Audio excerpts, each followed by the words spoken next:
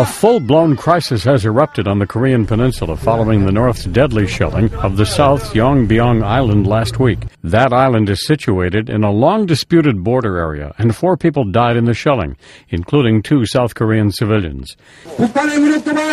Outside South Korea's defense ministry, a group of former North Korean defectors burned North Korean flags and banners Monday. Underground evacuation centers have begun to be prepared around the capital. But there are signs of diplomacy as well. Monday, the chairman of North Korea's parliament left for China, North Korea's only major ally. Meanwhile, South Korea says its foreign minister will go to Washington in early December to meet with top diplomats from the U.S. and Japan. Monday, South Korea's president, Lee Myung-bak, went on national television and took responsibility for failing to protect South Korea from what he called North Korea's provocation. He also vowed tough consequences for any future aggression.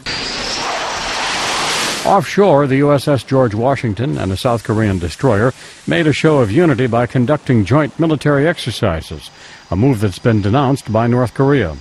On Yongbyon Island, more military equipment was in evidence. But South Korea's military postponed new artillery drills there only hours after the exercises had been announced. At the same time, local leaders have declared the island a special security area, which could restrict the movement of civilians and pave the way to evacuate the island's remaining residents. We continue to call on North Korea. In New York, the UN Security Council has begun studying how to respond to last week's shelling, as well as revelations about a new uranium enrichment plant in North Korea.